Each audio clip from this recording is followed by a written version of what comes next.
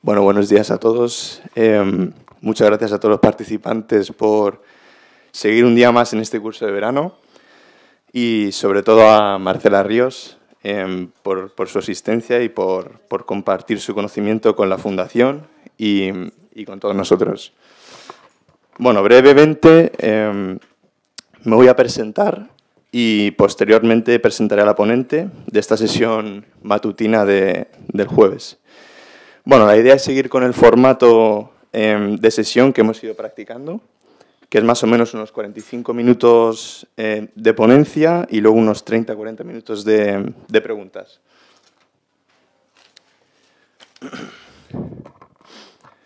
Bueno, mi nombre es Pablo Álvarez, soy colaborador de la Fundación Carolina.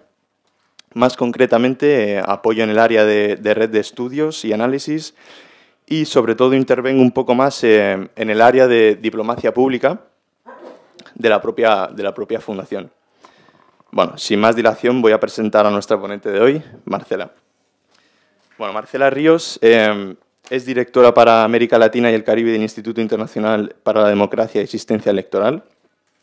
Marcela supervisa los programas del país en Panamá, Perú y Chile, así como la cartera regional. Es responsable de las alianzas institucionales con donantes y socios y de brindar asistencia técnica sobre la democracia y elecciones a los Estados miembros e instituciones de toda la región.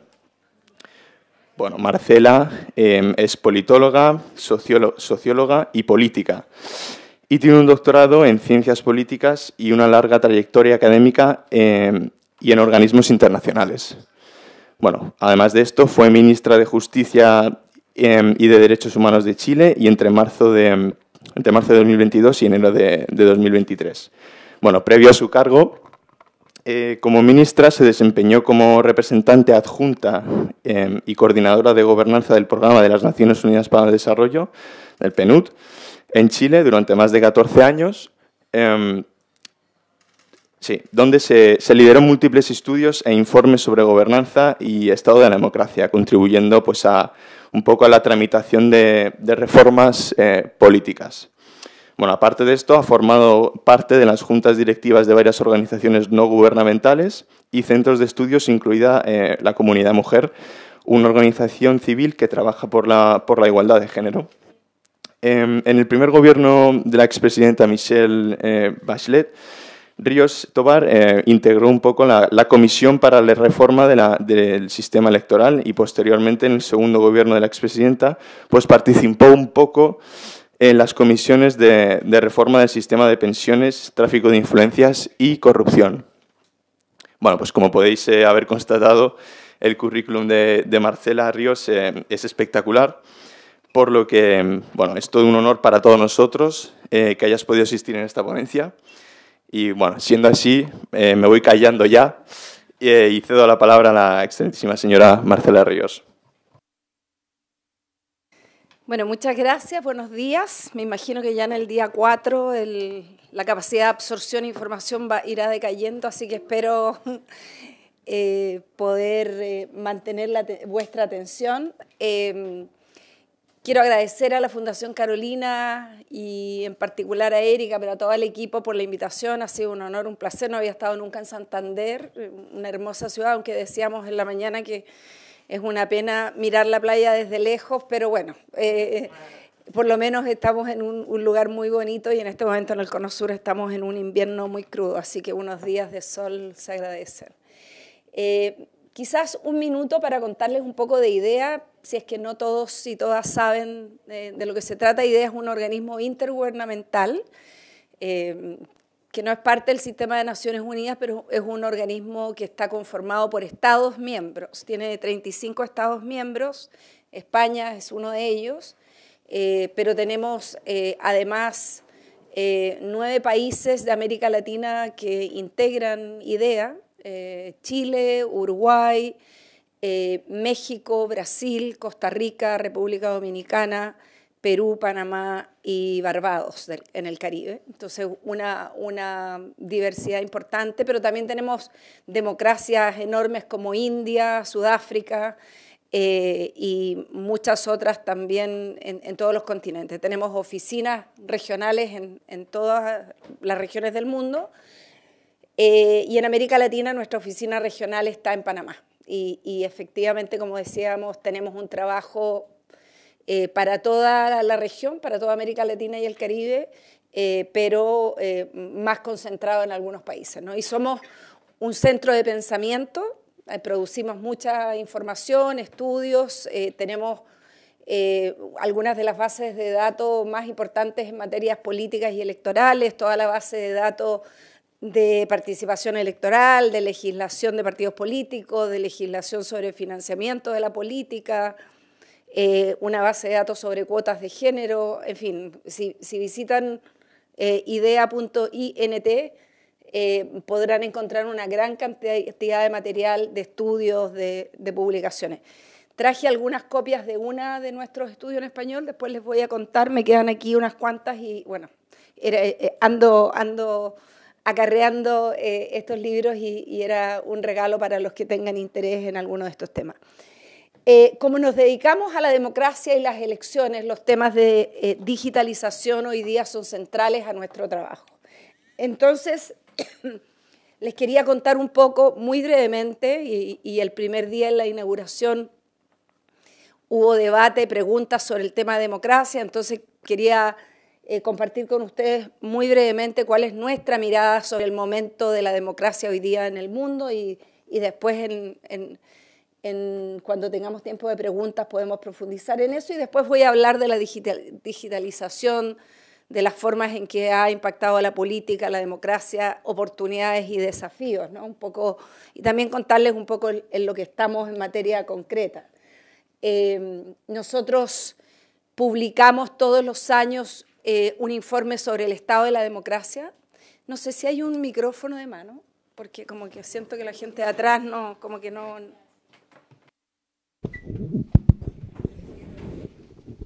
Gracias.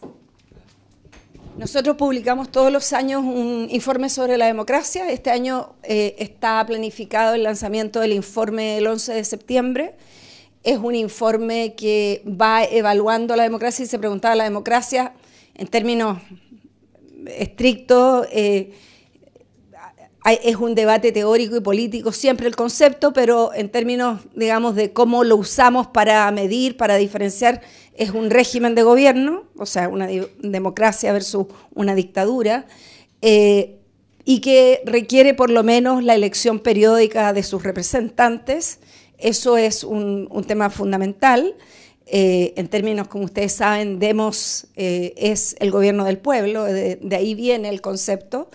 Pero también, más allá de la elección recurrente, requiere participación, representación, derechos y también un Estado de Derecho. De nuestra medición, ya hay distintas mediciones sobre la democracia. Una de las más populares hoy día es la del Economist, pero también hay una de Freedom House, que no es exactamente democracia, sino que libertades, y también un proyecto basado en Europa que se llama V-Dem, V-Democracia, V baja. Son las mediciones más habituales sobre democracia. La del Economist le otorga un puntaje por país y hay un listado, ¿no? Y también hay categorías, que algunas de estas mediciones hacen distinciones entre regímenes democráticos, regímenes híbridos o semidemocráticos, regímenes autoritarios, y hay un conjunto de indicadores a través de los cuales se mide la democracia. Ahora, más allá de esa medición y de esa como mirada más cuantitativa sobre la democracia, obviamente la democracia es un ideal, es una utopía, es un proyecto político que surge, que acompaña a la humanidad hace muchos siglos y que es un proceso en permanente construcción. No existe, obviamente, un solo modelo de democracia, pero la democracia representativa liberal, la cual entendemos hoy día por democracia, tiene como pilares estas categorías y nosotros desde IDEA hacemos esta evaluación anual. Y una de las cosas que vemos, y este esta es la del último informe publicado. Les decía, el próximo va a salir en menos de 2 meses. Ya tenemos los datos actualizados, pero no puedo mostrar el gráfico, pero les puedo contar el dato. El año pasado nosotros decíamos que el 47% de las democracias estaba teniendo retrocesos en alguna de las 4 dimensiones: representación, participación, derechos, Estado de Derecho. Y solo el 30% estaba teniendo mejorías. Esto se ha deteriorado en la última medición y hoy día tenemos que en nuestro próximo informe la línea roja ha subido aún más y tenemos que el 54% de las democracias está teniendo deterioro. Y lo que vemos es que estos deterioros no son solo en democracias emergentes o más inestables, como podría haber sido hace algunas décadas atrás, sino que los deterioros son en todas las democracias que tienen altos niveles de desempeño y democracias consolidadas como Estados Unidos. Muchas democracias europeas han tenido este proceso de deterioro también, Hungría, Polonia y otras, y también, por supuesto, países en América Latina. Entonces, estamos en un momento, si se quiere, objetivo de retroceso o de estancamiento. También tenemos más regímenes autoritarios de los que teníamos hace 3 décadas atrás. O sea, las democracias como régimen de gobierno llegaron a un momento de expansión. Esa expansión se ha frenado, y no solo se ha frenado en la cantidad de países democráticos, sino que también estamos teniendo que al interior de las democracias hay un deterioro en el desempeño de esas democracias. Esto es lo que les decía antes, el octavo. Y en América Latina, y una de las cosas que nosotros, me toca conversar esto en muchos países, con muchos distintos grupos de personas, y una de las cosas que sí me gusta decir es que las democracias en América Latina, la construcción de regímenes democráticos, los procesos de democratización tienen muchos claros y oscuros. No es una historia homogénea ni lineal, no es todo oscuro, no es todo negativo. América Latina sigue siendo la región del mundo, después de Europa, con mayor cantidad de democracias. Es una región que ha luchado, trabajado, construido regímenes democráticos a lo largo de su historia, y donde hay países que han estado en la vanguardia de la innovación democrática. Y cuando vemos el desempeño de América Latina en las últimas 2 décadas, en estas 4 dimensiones, vemos que esta historia que les decía también es bien diversa, porque seguimos siendo una de las regiones con mejores niveles de representación y de participación. Las sociedades latinoamericanas tienden a tener altos niveles de participación electoral, mucho involucramiento en sociedad civil, también altos niveles de participación en protestas y en acción contenciosa, digamos, acción colectiva. Entonces son sociedades activas y que han buscado mecanismos de representación innovadores. Somos la región del mundo hoy día con el porcentaje más alto de mujeres en los poderes legislativos, por encima de Europa. El 35% de los escaños legislativos en las cámaras bajas en América Latina está ocupado por mujeres. 2 países o 3 países que ya han alcanzado la paridad. México está ciertamente a la vanguardia de la vanguardia en el mundo en materia de paridad, no solo en el Congreso, en todos los poderes del Estado, en los gobiernos locales. Entonces hay mucha innovación. Sin embargo, en las otras dimensiones, en particular la dimensión de derechos y Estado de Derecho, América Latina es una región que tiene desempeños extremadamente bajos en Estado de Derecho, que incluye dimensiones como la autonomía del Poder Judicial, el acceso a la justicia, la predecibilidad de las decisiones, que tiene que ver más quizás con Estado y políticas públicas, es de los peores desempeños de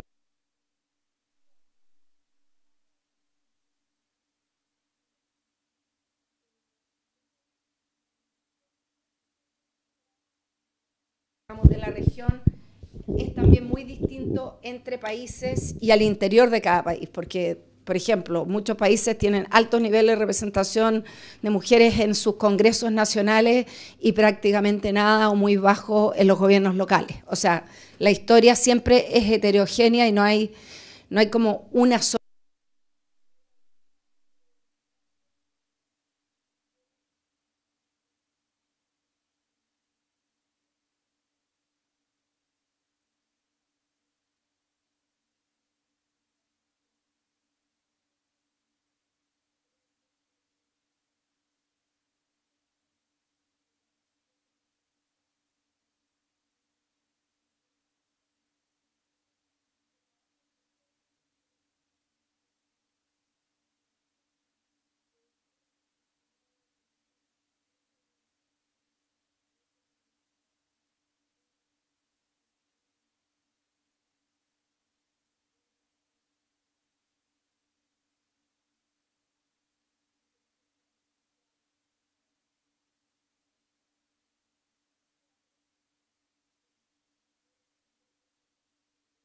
sobre la inteligencia artificial en América Latina, y el que traje copias es uno que produjimos nosotras en la región y es sobre la violencia política de género en la esfera digital. Entonces, tenemos mucho trabajo de investigación también aplicado. Nosotros no somos una universidad y nuestras investigaciones apuntan a tratar de también generar recomendaciones para los actores del Estado con los quienes actuamos. Entonces, también hay mucha como recomendación práctica. Bueno, ¿qué es la digitalización? Y no me voy a quedar mucho aquí, pero estamos hablando de procesos analógicos, un formato legible por máquina, implicando el uso de tecnologías y datos digitales que resultan en nuevas actividades y cambios, una definición de la OECD, pero ustedes han hablado bastante de eso. Yo lo que me quería quizás detener un poco es para hablar de una de las dimensiones que quizás todos conocen mejor del debate público, de las noticias, es que ciertamente las transformaciones en las tecnologías, la introducción de la inteligencia artificial y las nuevas formas de comunicación han revolucionado, transformado la política, ¿no?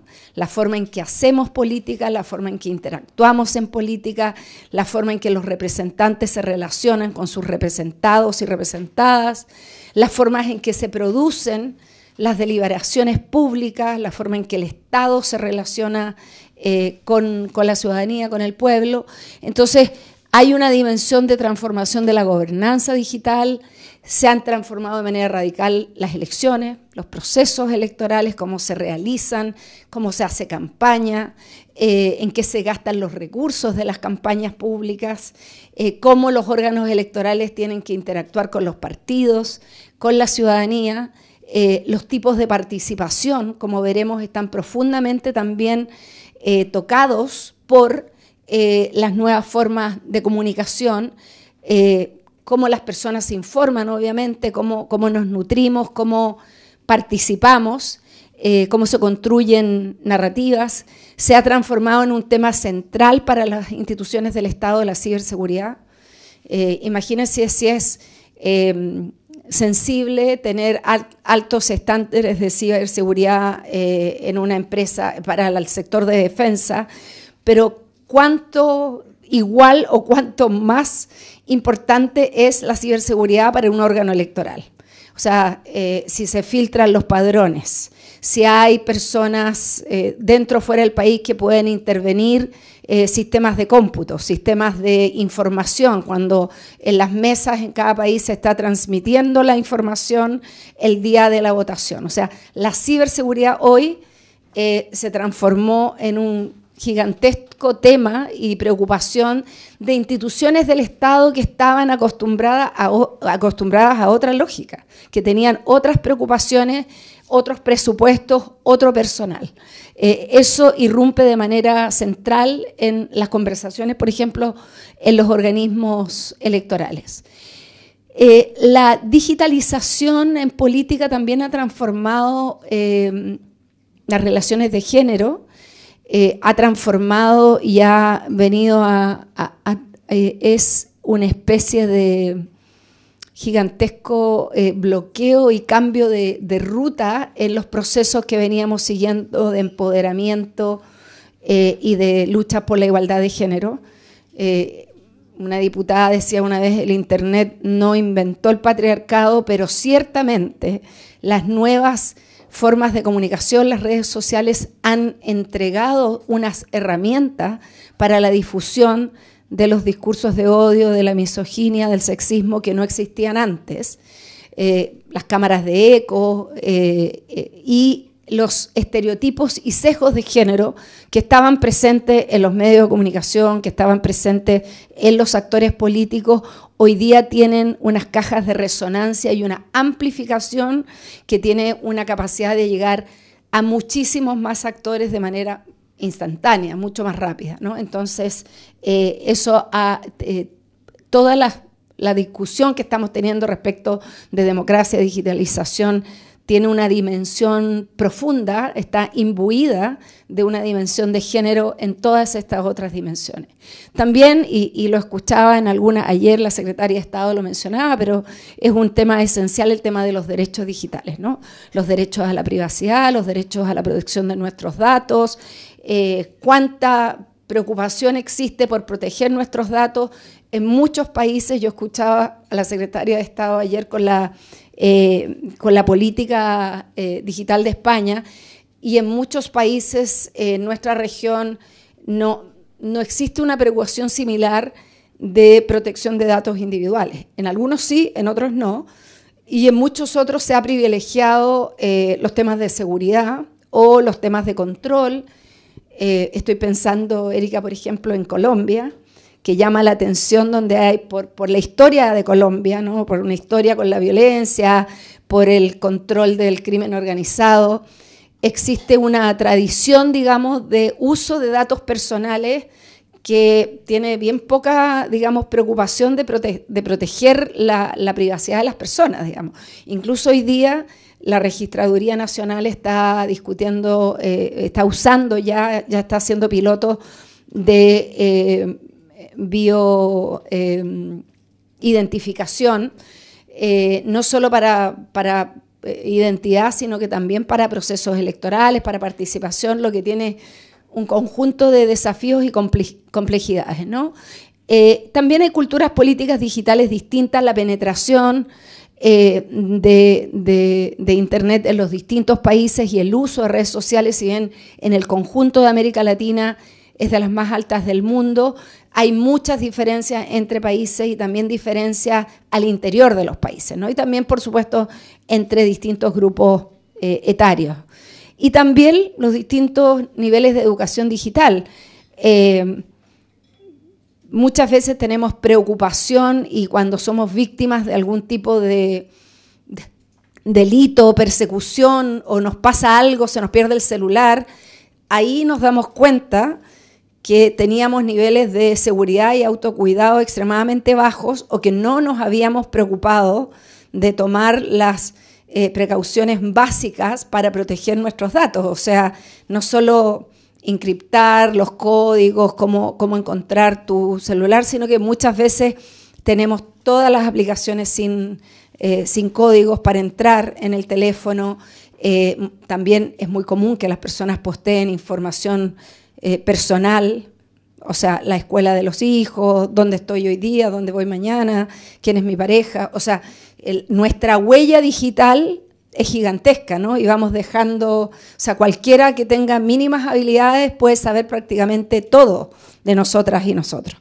Y ahí eso también tiene un impacto muy importante para la política y para los actores que en buena lid o en mala lid quieren influenciar nuestras decisiones. Entonces, la digitalización es hoy día todo en política. Prácticamente nada pasa por afuera o sin que tenga una dimensión que se exprese en este nuevo entorno digital. Ahora, yo creo que la mayoría de nuestras conversaciones habitualmente están concentradas en los riesgos, ¿no? En lo negativo. Y bueno, y si bien, como decía, estamos en un momento complejo para la democracia, de retroceso y con nuevas amenazas, también es importante, y para nosotros también es importante mostrar que también hay oportunidades en este nuevo entorno. No todo es negativo, y no hace falta que nuestra actitud sea corramos todos en círculos, en expresión de pánico, ¿no? También existen posibilidades de transformación virtuosa en este nuevo contexto. Entonces, ¿de qué manera el nuevo entorno digital está contribuyendo a expandir las democracias, a fortalecer los mecanismos? Primero, existen muchas formas, se han abierto los mecanismos para fomentar la participación ciudadana. El gasto que podría implicar convocar un referéndum, hacer una asamblea, generar mecanismos de representación, los tiempos para escuchar, para convocar, para participar eran larguísimos y era bastante caro para los estados, ¿no? Hoy día han disminuido los costos, se han disminuido los tiempos y las instituciones del Estado o representativas, ya sean del Ejecutivo, del Legislativo u otras, tienen muchos mecanismos a disposición para la innovación y generar mecanismos de participación y consulta. Existe mucha actividad, por ejemplo, en torno a presupuesto participativo, los gobiernos locales convocan consultas, entregan información, las personas pueden opinar en línea de lo que está pasando. Existen muchas iniciativas en el mundo de procesos de colaboración abierta para la legislación. Un ejemplo de mi propio país, de Chile, en el primer proceso constituyente, en la convención convocó procesos para que las personas votaran por proyectos y también quisieran mecanismos deliberativos para ir expresando su opinión.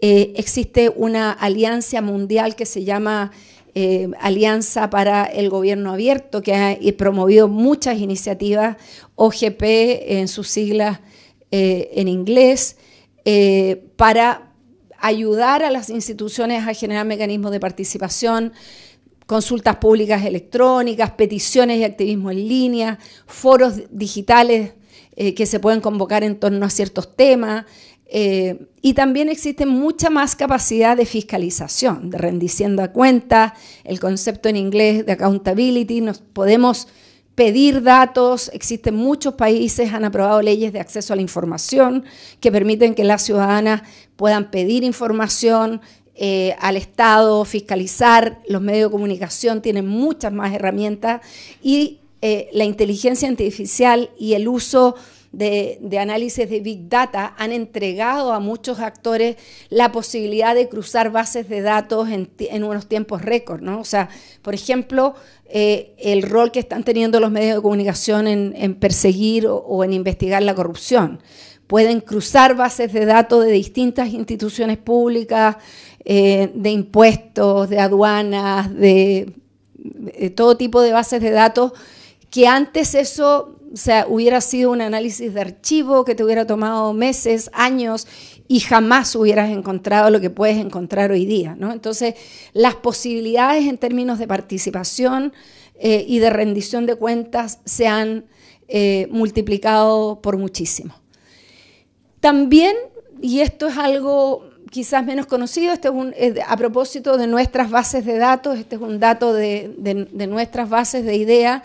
En muchos países del mundo, muchos pero minoritarios, digamos el 19% de los países del mundo han implementado algún mecanismo de votación electrónica, no en las maquinitas presenciales, sino que a través de la virtualidad. En América Latina bastantes tienen algún tipo de mecanismo. Hay otros que están haciendo estudios de feasibilidad, de ver si funcionan, los que están en verde. Los que están en celeste son países que no tienen ningún mecanismo ni los están estudiando.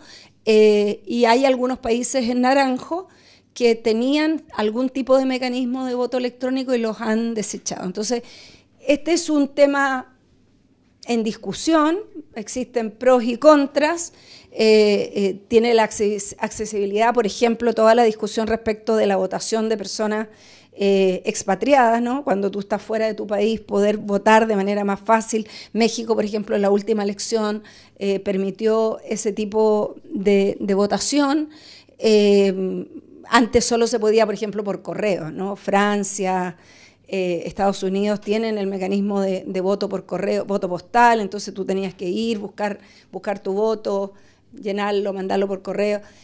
Hoy día se está innovando. Tiene problemas. En Panamá, por ejemplo, en la última elección se permitió el voto de personas, de panameños fuera del país vía virtual y el sistema se cayó y tenía problemas. La papeleta tenía mal puestos los candidatos en distinto orden que lo tenían en papel, tuvieron que bajar el sistema durante el día, volver a subirlo, eso generó todo tipo de especulaciones, teorías conspirativas, o sea, obviamente que utilizar esto se puede hacer bien y países tienen experiencias muy positivas, pero también existen riesgos no menores. Pero esta es también una de las formas en que las transformaciones digitales están revolucionando la forma en que participamos, elegimos a nuestros representantes. Pero también, y quizás pensando en el tema, y aquí después de haber escuchado a la Secretaría de Estado, me comprometo, Erika, a agregar a España dentro de los ejemplos de las cosas positivas que se están haciendo, mucha diversidad. Estonia, dentro de Europa, siempre es reconocido como uno de los países líderes en digitalización, en transformación digital del Estado, en todo tipo de dimensiones. Hay una gran actividad ahí. Muchos países están invirtiendo muchísimo en infraestructura tecnológica. Nueva Zelanda también tiene una política nacional de inclusión nacional como está acá. En Uruguay es un líder en la región en servicios públicos abiertos. Corea del Sur tiene identidades móviles y sistemas personalizados. Chile también ha hecho un proceso enorme de transformación digital. Prácticamente, no todos, pero una enorme cantidad de trámites públicos en Chile se hacen hoy día de manera virtual. Uno tiene una clave única personalizada que entrega el registro civil. La primera vez tienes que ir en persona para que te entreguen esa clave única, y después de eso puedes pagar tus impuestos, pedir certificados, postular a becas, postular a subsidios, postular a la pensión. Todo se puede hacer en línea. Ya se ha disminuido la cantidad de interacción física de manera muy importante, lo que obviamente tiene la complejidad de las brechas digitales, que a las personas mayores les cuesta más que a los jóvenes, pero hay una apuesta por los estados en todo el mundo y también en América Latina a ir hacia políticas digitales y transformación digital que siempre van a estar más atrás que en lo que funcionamos los ciudadanos en el cotidiano, pero en muchos casos se está tratando de ir a la par de las transformaciones sociales y culturales. Pero también hay, la transformación de la política también ha transformado el lenguaje. Incluso esta presentación, después de estar acá en la inauguración, la volví a revisar. Y se pasan, yo en general no uso mucho anglicismos cuando ni escribo ni hablo, pero hoy día estamos inundados de anglicismos, y en América Latina quizás más que en España, ¿no? Pero se han ido transformando nuestro lenguaje. Pasamos de boletines informativos, de comunicados de prensa escrita, a redes sociales, a plataformas multimedia, a aplicaciones de mensajería. O sea, las formas en que nos comunicamos, no solo las formas como nos referimos a las dinámicas de comunicación en política, sino que también las palabras que usamos se han ido transformando. Pero también se han generado funciones totalmente distintas. Ningún político que se jacte de tal sobrevive hoy día sin un community manager, ¿no? O sea, como que alguien que maneje las redes. De hecho, encontré que hay un día del community manager, sí, increíblemente. No sé qué día es, pero hay un día, digamos. O sea, no el día de la secretaria, el día de la enfermera, el día de la profesora. Hay un día, ya tenemos un día del community manager increíblemente. El tema de, bueno, yo siempre digo de broma, yo soy mi propia community manager. Entonces ¿qué tienes? Facebook, Instagram, todo, digamos, y cómo la política, las estrategias de campaña, pero no solo de campaña, la forma en que los gobiernos comunican, la forma en que el Parlamento comunica, se relaciona, ya no es solo una entrevista en el diario, ya no es solo una nota en tu página web, sino que crecientemente las instituciones del Estado están en Instagram, todavía están en X, aunque algunas van dejando, muchas también están en Facebook, y se requiere un conjunto amplio de personas capacitadas, dedicadas jornada completa, remuneradas, para que se dediquen a toda esta gestión de la nueva manera en que la política funciona, ¿no? También, y bueno, como les decía, nosotros, nuestro eje principal de ideas son los procesos electorales y la democracia. El impacto de la inteligencia artificial en los procesos electorales es radical. Muchas veces las personas que no se dedican a las elecciones piensan que las elecciones es solo la campaña y el día que se vota, pero el ciclo electoral es muchísimo más largo, los órganos electorales y los partidos están siempre en modo de proceso electoral, entonces tenemos al principio una planificación e implementación, hay una preparación larga, por ejemplo, todos los órganos electorales están constantemente trabajando sobre los padrones de votantes, ¿no? Quienes están en el padrón, depurando los padrones, auditando los padrones, sacando a las personas que están muertas, incluyendo a las personas que cumplen la edad. Los distintos países tienen esos sistemas de distinta manera. Antiguamente estos padrones se hacían directamente a mano. O sea, era como que uno se iba a inscribir y había libros así con los votantes de cada comuna, de cada región. Hoy después se empezaron a automatizar, pero hoy día la inteligencia artificial, a propósito de la capacidad de procesar datos, puede revisar los padrones electorales con una rapidez y se pueden auditar de una manera muchísimo más profunda de lo que nunca antes pudimos en la historia. Entonces, los órganos electorales están trabajando muy fuertemente para incorporar mecanismos de inteligencia artificial en estos procesos. También en estos procesos de planificación electoral es muy importante la georreferenciación de los lugares de votación, que también es algo que se ha transformado y se ha mejorado enormemente con las nuevas tecnologías. Porque antes era, bueno, usted vive en Santander, no sé cómo lo habrán hecho acá, cómo se distribuyen con su dirección, de todo. Hoy día, gracias a la georreferenciación, con las direcciones de las personas, los órganos electorales pueden trabajar para que nadie esté, por ejemplo, a más de 3 cuadras de distancia de un lugar de votación, o para que nadie en un hogar, para que todas las personas que tienen una misma dirección, residencia, puedan votar en el mismo local de votación. Todo eso antes era de una complejidad infinita, digamos, la rapidez y la precisión con la que se pueden hacer estos procesos de planificación electoral son muy importantes. Y por supuesto, bueno, después vienen las campañas, ¿no? También la preparación, por ejemplo, y la relación con los partidos se ha transformado, ¿no? Antes, inscribir un partido en distintos países tenía distintas reglas, juntar firmas, ir ante un notario, llevar los papelitos al órgano electoral físicamente. El órgano electoral después podía estar 6 meses revisando los papeles. Se podían pasar montones de papeles de gente que no existía, que iba pasando y le usaron la firma, que nunca nadie supo, etcétera, ¿no? O sea, muchas.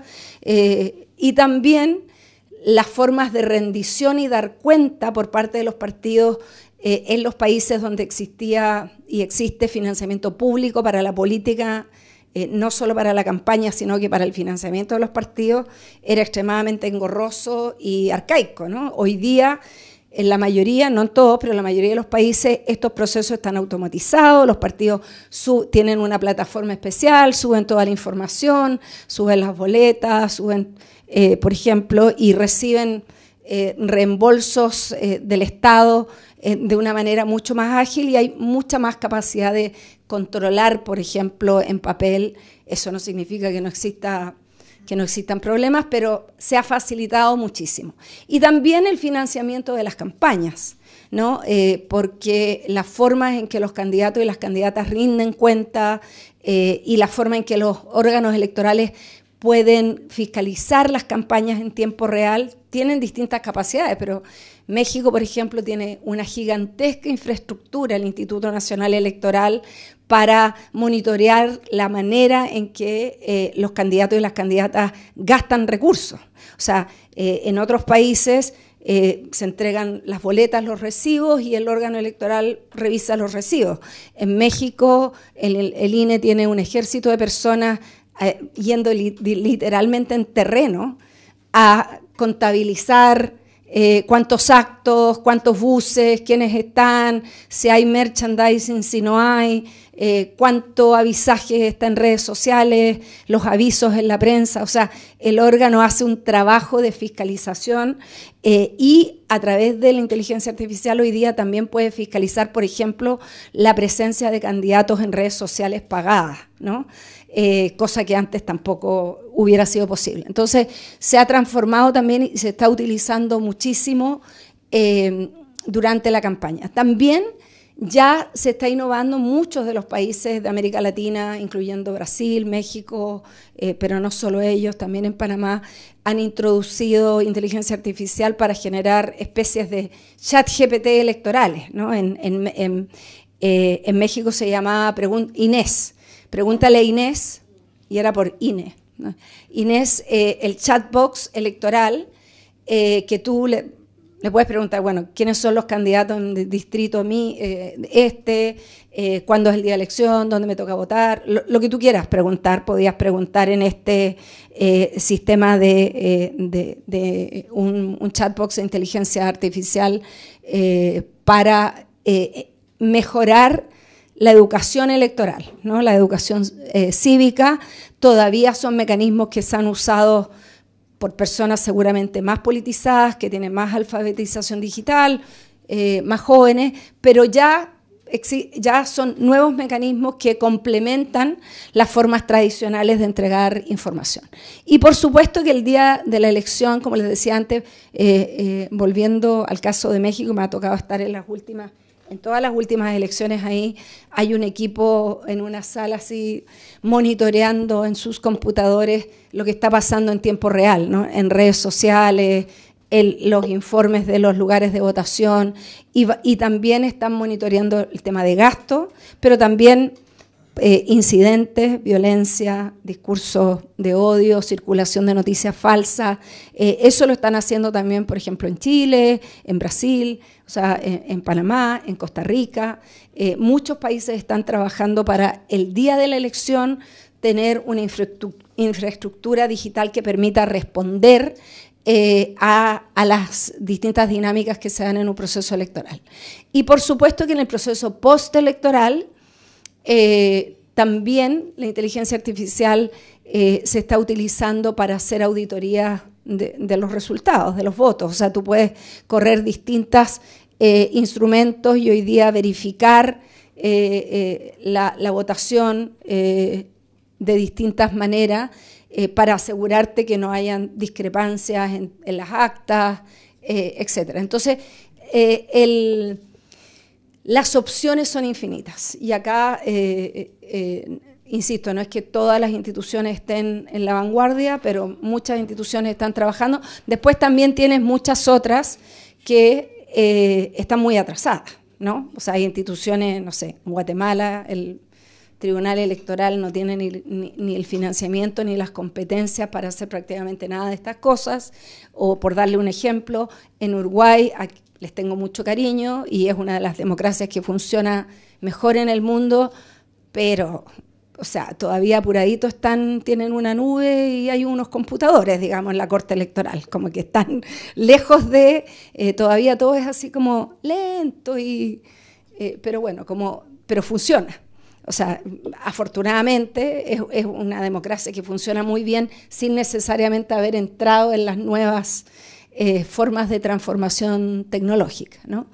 Y después,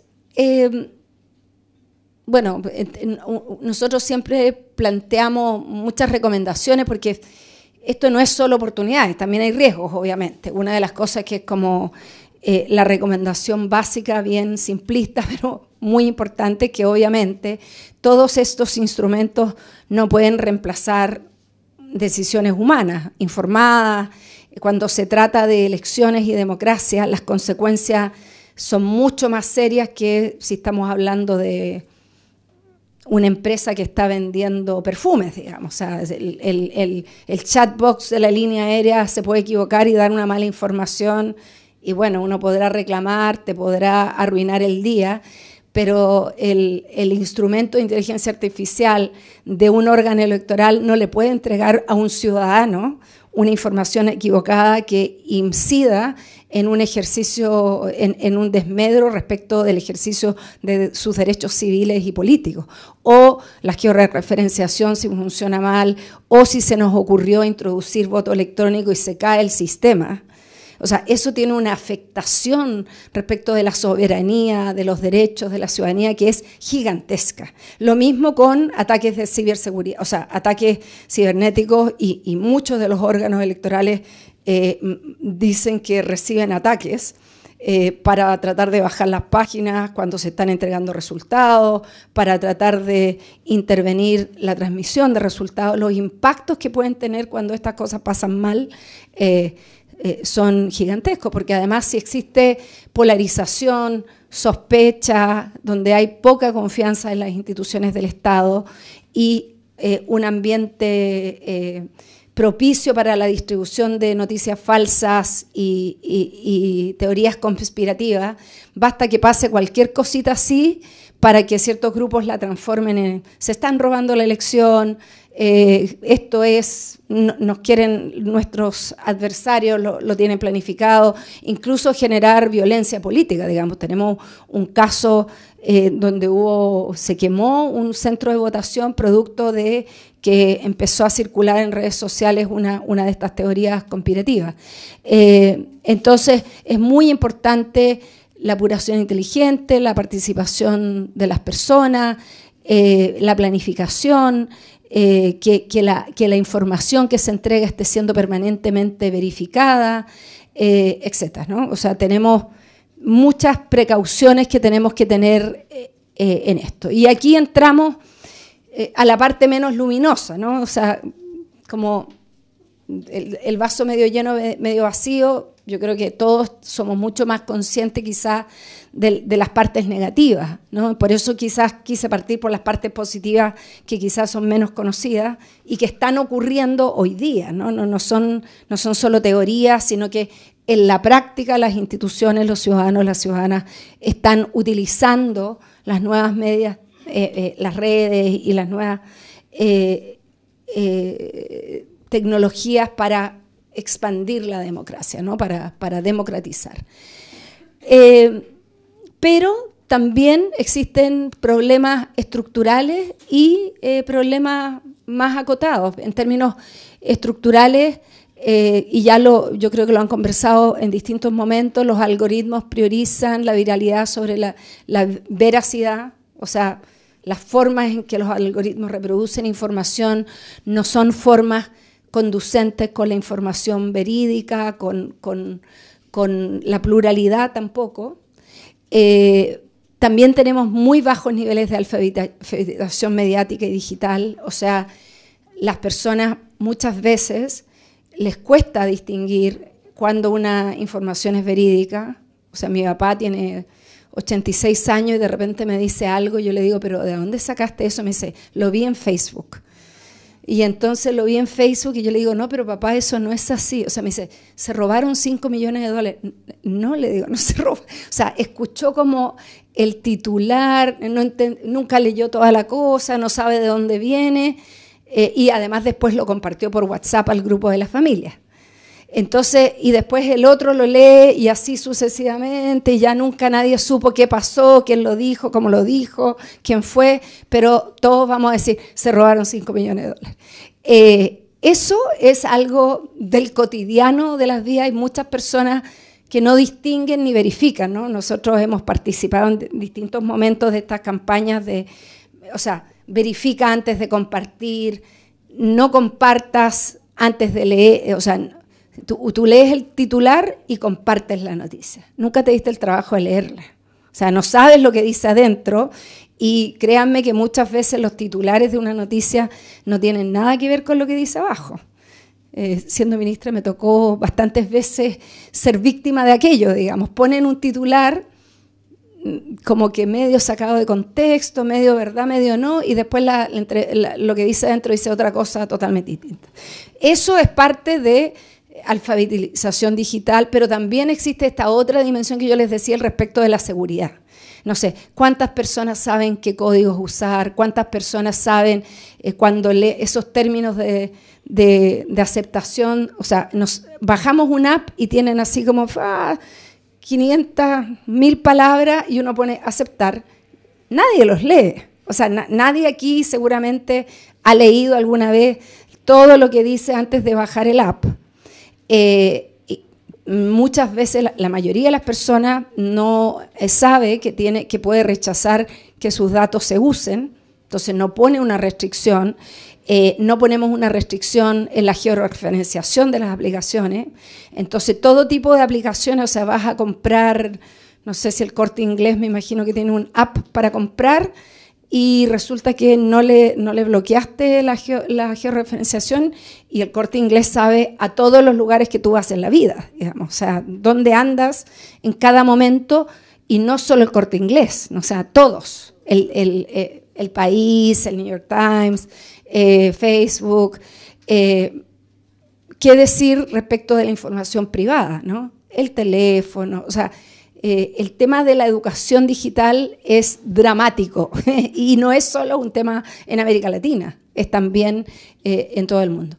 Después, otro de los problemas estructurales tiene que ver con las cámaras de eco, ¿no? Y en eso estamos viendo, yo no sé si han visto Adolescencia en Netflix, yo todavía no he tenido estómago, como tengo hijos, como que nunca estoy en el estado mental como para verla, pero todo el mundo dice, hay que verla, es muy...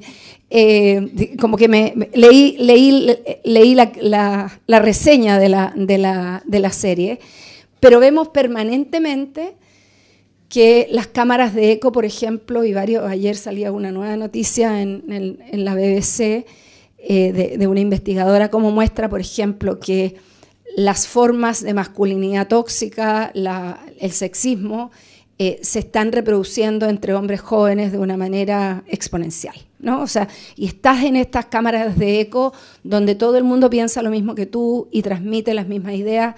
¿Qué decir sobre el racismo, la xenofobia, los sentimientos antimigrantes? Estamos viendo la violencia aquí, pero también escuchaba unos podcasts respecto de cuando ocurrió la DANA en España, cómo circularan como teorías conspirativas y noticias falsas, y las personas se alimentan de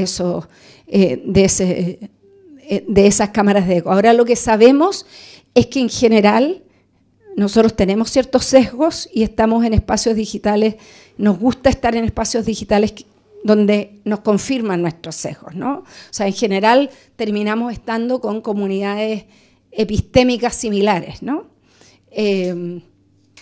Y eso es un enorme problema para la democracia.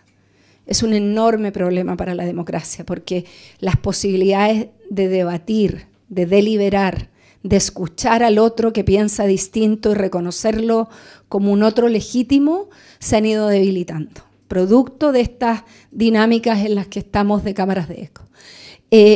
Luego falta regulación. En la mayoría de los países las plataformas funcionan prácticamente sin chequeos. Europa ha estado haciendo un intento importante desde la Unión Europea de tener una legislación más agresiva. En América Latina, Brasil está a la vanguardia en estos temas, pero el resto, y en particular después de la elección de Donald Trump en Estados Unidos, donde hemos tenido un retroceso en la narrativa y en la forma en que se legitima o no esta tensión entre control del uso de las plataformas y la libertad de expresión.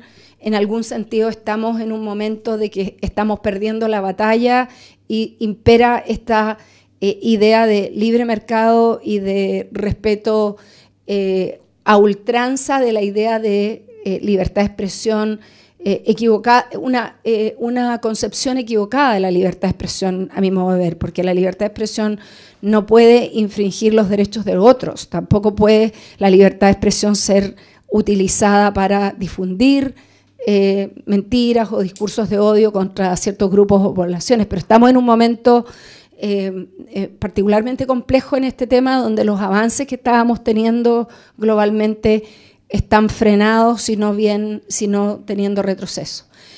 Y bueno, y después hay otros problemas que no tienen que ver con la digitalización, pero que que es como el patriarcado, que tiene que ver con la debilidad de los sistemas de representación. No es que las redes sociales hagan que los partidos políticos sean peores, es que las dinámicas de la política que están deterioradas porque los partidos tienen débiles vínculos con sus representados, no existen partidos con densidad programática, no hay unos mecanismos adecuados de representación, y la nueva dinámica de política, en particular en sociedades donde tenemos sistemas electorales con listas abiertas, lo que fomenta es la política del espectáculo, ¿no? Entonces, lo que se recompensa no es el trabajo en terreno, la vinculación con el sindicato, con la comunidad, sino que es el video de menos de un minuto en TikTok o Instagram.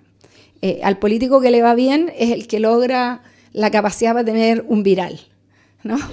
Y eso también no es la causa de la debilidad de la representación, pero está contribuyendo a acelerar procesos de deterioro de vinculación programática, ¿no? En todo el mundo, en algunas partes más que en otras, ¿no? Y también esto de decir, bueno, creo que Pablo me decía, o alguien hablábamos del caso de Milei, pero Trump u otros, Bukele, hay personajes que se transforman en personajes a través de YouTube o las redes sociales y terminan de presidentes de la República. Y eso, claro, habían otros personajes populistas, carismáticos, que también llegaban a través de otros caminos, pero hoy día está siendo cada vez más común esto, y eso hace que sea mucho más fácil que los candidatas antisistema, externos a los sistemas tradicionales de partido, tengan muchas más posibilidades. Eso, insisto, es más posible en sistemas electorales que tienen ciertas reglas, digamos. Hay en otros países donde los sistemas electorales hacen mucho más difícil que los actores extrasistemas lleguen. O sea, por ejemplo, en Colombia, volviendo al ejemplo colombiano, incluso España con lista cerrada, con sistema parlamentario, el sistema funciona en proyectos colectivos, ¿no? Es mucho más difícil, o si no imposible en algunos países, porque los requisitos para inscribirte, o porque no se permite en algunos países que compitan candidatos que no tienen partido. Y si las reglas para tener un partido son muy altas y complejas, no puedes tener un partido. Pero en otros países, y en particular en muchos países de América Latina, no es requisito tener un partido. Por ejemplo, en mi país tú puedes juntar firmas, 35.000 firmas, y hoy día en Chile hay cerca de 300 personas juntando firmas para ser candidatos presidenciales. Lo más probable es que solo 3 o 4 las consigan, pero tenemos desde el expresidente de la Asociación Nacional de Fútbol a un empresario de estos de plataformas virtuales que vivía en Estados Unidos. O sea, no en todos los países se puede, pero en países que tienen una legislación laxa en materia de inscripción de candidaturas o de inscripción de partidos, la mezcla puede ser muy tóxica y muy peligrosa, ¿no? Entonces, eso es una de las problemas estructurales. Y después tenemos otras, lo decía, ¿no? La circulación masiva de desinformación y teorías conspirativas. Y aquí perdonen el anglicismo, pero seguramente lo entienden mejor, no sé cómo se dice en español. Esta idea de los deepfakes, ¿no? Que son con inteligencia artificial, que son, por ejemplo, un candidato a gobernador en México, en la campaña aparece el video de él hablando, diciendo, un video totalmente hecho con inteligencia artificial. Lo mismo pasó en la reciente elección en Argentina, que Macri aparecía 2 días antes de la elección diciendo que estaban bajando a su candidata a Buenos Aires para apoyar al partido de Milei, cosa que era mentira. En la elección, en la primaria de Estados Unidos demócrata, había un sistema de llamadas por teléfono de Biden diciendo que en realidad que no fueran a votar, y con la voz de Biden y hola, te llama el presidente, no sé, o sea, los deepfakes, pero también alteración de videos, de imágenes, personas diciendo cosas que nunca dijeron, en lugares donde no estaban, bueno, esto también tiene una dimensión de género brutal, porque se están distribuyendo a menudo estos videos con imágenes íntimas, habitualmente focalizadas en mujeres en política. Entonces, estamos expuestos, y volviendo al ejemplo de mi papá, si a mi papá le llega un video, es imposible que él sepa si eso lo hizo inteligencia artificial o es real. O sea, ni yo, bueno, yo tampoco. Pero entonces ese es ciertamente uno de los temas que nos amenazan hoy día. Lo otro es el aumento de la violencia digital. Voy a referirme más a eso y discursos de odio, la incapacidad para hacer cumplir las normas, porque yo decía, bueno, Brasil está avanzando en la Unión Europea, pero hay una presión y una proactividad de muchos países de adoptar ciertas reglas. Pero una cosa es que tú adoptes ciertas reglas y después que en realidad tengas alguna capacidad de implementarlas. Porque ¿cómo fiscalizas la circulación de información en mensajería privada? Vía Messenger, vía mensaje interno. ¿Cómo fiscalizas la circulación de información en WhatsApp? O sea, también hay una dimensión, digamos, de estos fenómenos que es muy difícil poder fiscalizar adecuadamente. Después tenemos un fenómeno que en Europa es de mucha preocupación y muy patente, que tiene que ver con la intervención extranjera en procesos electorales. Bueno, no solo en Europa, también en Estados Unidos, también algo en América Latina. Ese es un fenómeno que se ha facilitado, no es que antes no existiera, pero existía de una manera distinta y hoy día tiene muchas más formas, tanto estados, gobiernos, agencias, empresas privadas, grupos. Yo digo, no hay que pensar que el único intervencionismo extranjero es el de Rusia en las elecciones. Tenemos muchas otras formas de intervencionismo extranjero en deliberación democrática. Por ejemplo, está ultra comprobado que los grupos conservadores transnacionales, pro familia, antifeminista, antiderechos sexuales y reproductivos, antiaborto, financian campañas, financian actores políticos, financian activismo. Bueno, volviendo a Colombia, ¿no? El plebiscito de salida de los procesos de paz, hubo toda una campaña muy bien financiada también desde afuera en contra de la ideología de género, que era como totalmente anexa respecto de lo que se estaba plebiscitando, bueno, qué decir del Brexit, ¿no? Entonces, sí tenemos una creciente preocupación respecto de cómo los actores nacionales pueden tener procesos soberanos de deliberación sin que hayan otros actores interviniendo, ¿no? Y eso yo creo que es una preocupación en todas las regiones del mundo. Y por último, efectivamente, estas nuevas herramientas sí están facilitando, producto de las cámaras de eco, producto de la desinformación, la baja información digital, están facilitando extremismos y liderazgos iliberales. Eso es como un dato de la causa, ¿no? Sobre la violencia digital está el estudio, los invito a todas y todos quienes tienen interés a verlo. Simplemente constatar algunas cosas. Nosotros lo que vemos es que primero el entorno digital, como decía antes, no es el causante, pero sí ha facilitado la ampliación del sexismo y la misoginia y de discursos de odio y sesgos de género en contra de las mujeres. Las mujeres son en el estudio que nosotros revisamos, es un metaanálisis de estudios de diversos países de América Latina, y lo que vemos es que en prácticamente todos los estudios constatan que las mujeres son las principales víctimas de violencia política digital. No es que los hombres no lo sean, pero la magnitud es como 9-1, 8-2, o sea, las mujeres son las principales objetos de violencia y hostigamiento. Lo segundo, que el tipo de violencia y hostigamiento que reciben hombres y mujeres es radicalmente distinto. Respecto de las mujeres está imbuido de sesgos de género, de ideología, digamos que trata de reafirmar roles tradicionales.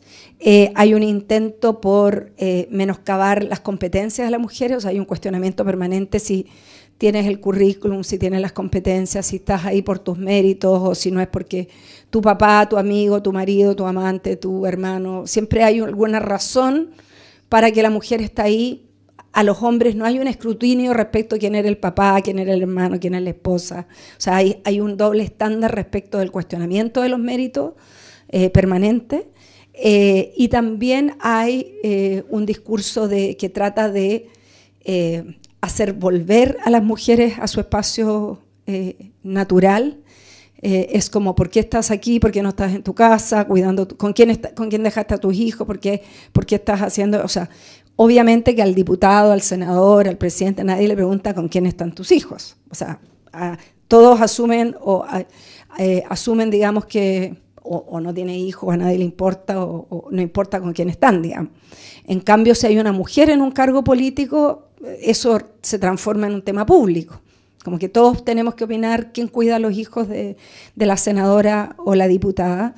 Y también hay una sexualización de los discursos de odio y el acoso por la apariencia física.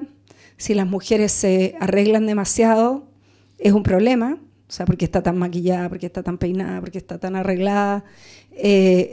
Y si no se arregla, también es un problema. O sea, anda a la peluquería, dúchate, cómprate ropa. O sea, hay una obsesión con el tema del cuerpo, si la falda estaba muy corta, si el vestido era muy apretado, etc. Y también, habitualmente, la vida privada de las mujeres se transforma en un tema de discusión pública, ¿no? Su intimidad, sus relaciones de pareja, su cantidad de parejas sexuales o no, todo es un tema de discusión. Y insisto, los estudios muestran que esos no son los discursos que circulan respecto a los hombres en política. Los hombres en política son acosados por corrupción, por nepotismo, por otro tipo de cosas, pero no sé, a nadie le preocupa que el señor vaya todos los días al Congreso con el mismo traje. O sea, ¿quién se entera si se cambió la camisa? O si tiene 2 corbatas. O sea, no es tema público de conversación. Si le queda muy apretada la chaqueta, o sea, tampoco. Y eso no lo estoy diciendo, sino que es real y objetivo respecto de las investigaciones que hemos hecho. Y lo otro es que existe un continuo, ¿no? En esto, primero en recibir que tú posteas y dices, bueno, estamos aquí en la escuela de verano de la Fundación Carolina, y alguien te dice, déjate de hablar leceras, ándate a la casa, tú, que no sé qué, que puede ser random, así como aleatorio, y eso va incrementando, ¿no? Primero pasa de eso a que después hay grupos organizados, pagados. El otro día veía un estudio que mostraba, creo que en la elección anterior presidencial en Chile, que mostraba que prácticamente todas en la primaria que acabamos de tener, que todas las mentiras y discursos de odio surgían como de 7 cuentas, que son cuentas madres que nutren después a las cámaras de eco, ¿no? Entonces son ciertas cuentas pagadas, organizadas, que tienen un relato, que tienen un guión, y que se transforman en como el mensaje madre que después es replicado. Esto es muy recurrente en movimientos extremos y conservadores, pero también es muy recurrente, lo vimos mucho en México, contra las 2 candidatas mujeres, tanto Xóchitl como Claudia, la actual presidente. Gran parte de los ataques que recibían ambas del otro sector eran ataques de género, ¿no? Con alguna de estas. Entonces, pasamos de lo general, que le puede tocar a cualquiera, a una cosa organizada, estructurada, focalizada. Después esto se empieza a pasar, estoy terminando, a amenazas internas. Muchas veces pueden conseguir tu teléfono y te empiezan a mandar mensajes por WhatsApp, por internos de Twitter, por internos de Facebook, comentarios como sabemos dónde vives, sabemos dónde van tus hijos a la escuela, vas a estar en tal lugar, ten cuidado con esto. O sea, empieza un hostigamiento más focalizado y en algunos casos Esto pasa a violencia física. Un caso en la última elección, nuevamente una candidata a un gobierno, a presidenta de gobierno local en México, fue golpeada después de ser hostigada durante toda la campaña. Llegaron a un acto de campaña, la habían amenazado y se concretó un episodio, digamos, de violencia física. Entonces, este es un tema real que está pasando y que tiene múltiples efectos. Estamos, como decía, en un momento de transformación, pero siempre me gusta terminar con la nota positiva. La democracia sigue siendo el gobierno del pueblo y todavía hay mucho por hacer. Sigue siendo posible que las personas y los pueblos tengan una incidencia en cómo seguimos avanzando en estos procesos. Me equivoqué, era para el otro lado. Este estudio es el próximo lunes, o sea, como en 3 días más, en Santiago se reúne el presidente Sánchez, el presidente Lula, el presidente Boric y el presidente Orsi, por lo menos, no sé si irá a llegar alguien más, y desde IDEA Internacional estamos apoyando estos diálogos para la democracia. Estamos organizando un foro también con líderes y invitados internacionales. Pablo Stefanoni, que está acá con nosotros, nos va a acompañar también en Santiago, está viajando. Y una de las cosas que hicimos es que produjimos 2 informes con recomendaciones sobre los temas de integridad de la información y también sobre integridad de las elecciones. Están disponibles en la página web de IDEA, y rápidamente las recomendaciones de lo que podemos hacer para seguir, para lograr que la digitalización sea un instrumento de expansión de la democracia y no que la democracia sea merced de este nuevo contexto digital. Hay mucho que hacer por parte de los estados, adoptar un enfoque integral, regular la ampliación algorítmica y las plataformas, regulación específica contra la violencia de género, regular el financiamiento político de campañas digitales. Teníamos reglas de financiamiento adecuadas al momento en que lo que se gastaba en campaña era los mítines, los gorritos, el terreno. Hoy día se gasta de otra manera, fuerte inversión en redes sociales, y tenemos que también desmonetarizar la desinformación. Hay que seguir trabajando en eso.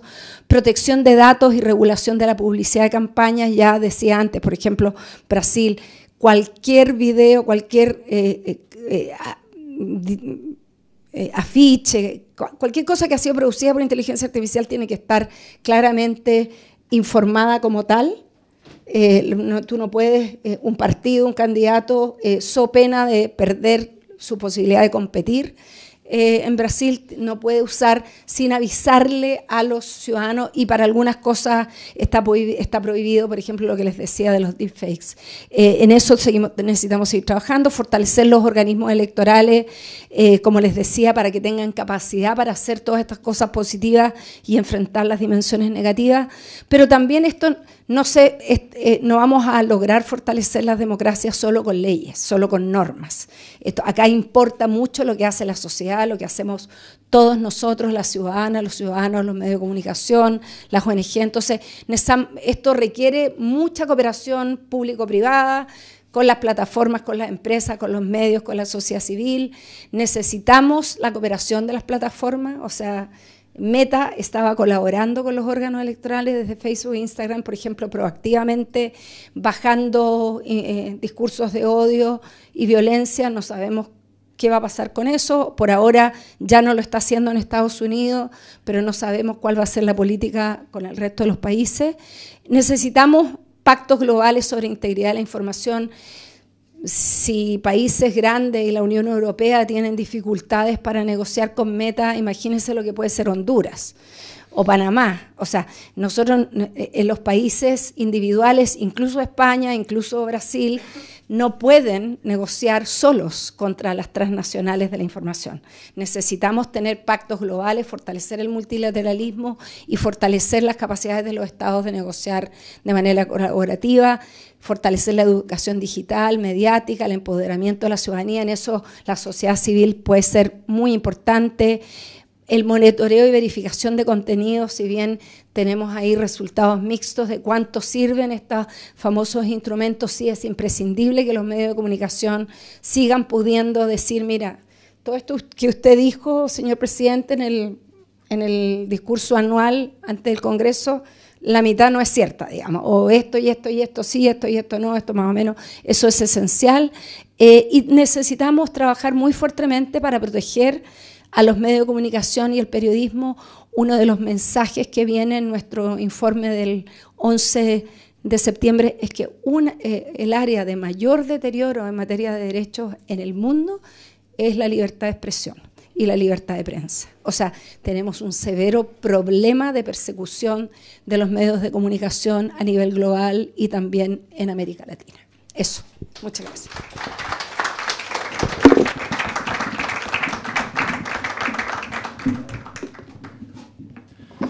Pues muchísimas gracias, Marcela, por la intervención. Acá hay copias físicas. No hay para todos, pero todas. Pero está en digital. Está en digital, pero los que quieran en papel quedan 5 copias. Las podemos rifar. Gracias. Acá, que haga preguntas y